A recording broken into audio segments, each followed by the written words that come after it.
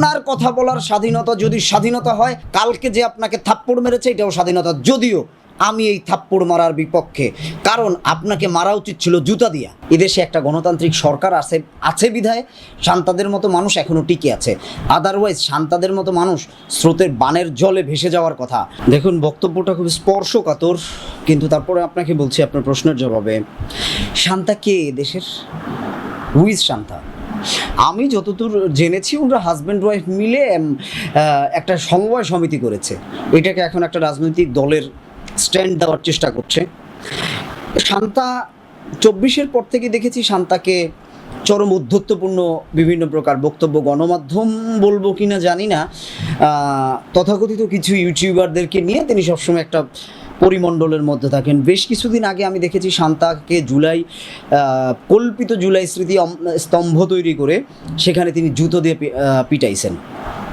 এই সাহসগুলো শান্তার মতো মানুষদের কেন হয়েছে জানেন?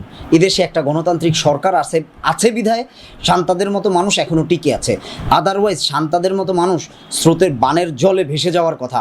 আমি আপনাকে একটু স্মরণ করিয়ে দিতে চাই, বিগত 17 বছর যখন এদেশে একটা রেজিম বাংলাদেশের মানুষের বুকের উপরে জগদ্দল পাথরের মতো চেপেছিল, তৎকালীন সময় শুধুমাত্র মরহুম প্রেসিডেন্ট শেখ মুজিবুর রহমানকে নিয়ে কেউ যদি একটা কথা বলতো, তাকে ছাত্রলীগ, আওয়ামী লীগ এবং তাদের যে অঙ্গ সংগঠন যারা ছিল তারা তাদেরকে মেরেছে, মব তৈরি করেছে, আদালতের হাতে তুলে দিয়েছে।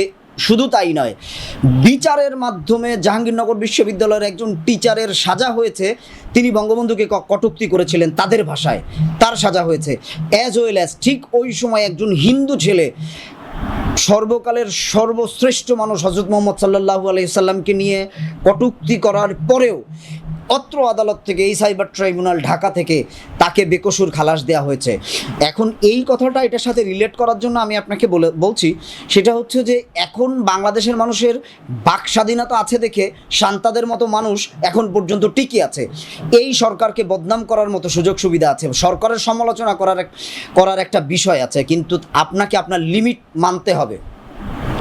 24-এর গণ আন্দোলন নিয়ে তিনি বলেছেন এটা একটা জনগণের ফাত্রামি, ছাত্রদের ফাত্রামি, অ্যাজ ওয়েল অ্যাজ লাঠিসোঁটা নিয়ে উন্মাদনা, এই টাইপের কিছু কথা বলেছেন। আবু সাঈদের লাশকে তিনি কবর থেকে উত্তোলন করে তারপরে তাকে জনগণের সামনে পোস্টমর্টম করতে বলেছেন। শান্তা কিন্তু কোনোদিন বলেন নাই যে শেখ মুজিবুর রহমানের লাশ কবর থেকে তুলে অথবা জিয়াউর রহমানের লাশ কবর থেকে তুলে তারপরে পোস্টমর্টমের কথা, এইটা উনি বলেন নাই। এর কারণ হচ্ছে 24-কে যদি কোনো কারণে কলঙ্কিত করা যায়, 24-কে যদি কোনো কারণে প্রশ্নবিদ্ধ করা যায়, 24-এর গায়ে যদি কোনো আঘাত দেওয়া যায়, 24-কে যদি কলঙ্কের মধ্যে ফালানো যায়, তাহলেই শান্তারা তার সবচেয়ে বেশি বেনিফিটেডটা হবেন। এই শান্তা এবং তার স্বামী, আপনি জানেন প্রেস ক্লাবের আশপাশে তাদেরকে বাটপার নামে সবাই চিনে, সাংবাদিক সমিতির থেকে আমার পাওয়া তথ্য, তাদেরকে বাটপার নামে সবাই চেনে।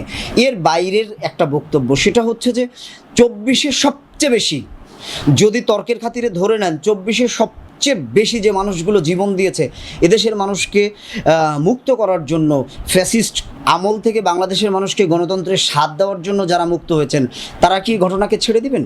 আপনি আবু সাঈদ সাহেবকে, শহীদ আবু সাঈদকে আপনি বলতেছেন গাদ্দার। আপনাকে যদি এদেশের মানুষ বলে যে আপনি অন্য একটা দেশের এজেন্ডা বাস্তবায়ন করছেন, তখন আপনার গাত্রদাহ হবে না? আপনার কথা বলার স্বাধীনতা যদি স্বাধীনতা হয়, কালকে যে আপনাকে থাপ্পড় মেরেছে এটাও স্বাধীনতা, যদিও আমি এই থাপ্পড় মারার বিপক্ষে, কারণ আপনাকে মারা উচিত ছিল জুতা দিয়া। আপনাকে থাপ্পড় দিয়ে ওর হাত নষ্ট করেছে।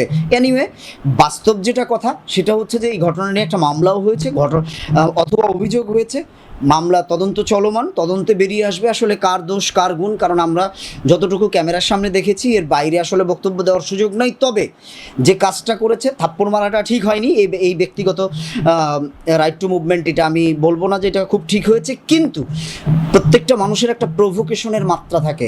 আপনি একজন মানুষকে উত্তেজিত করবেন, আপনি তার সফট কর্নার নিয়ে কথা বলবেন, আপনি তার অস্তিত্বকে অস্বীকার করতে চাইবেন, সে তো আপনার উপরে অ্যাগ্রিভড হবেই। দেশে দেশে সবার সাথে দ্য নিউজ।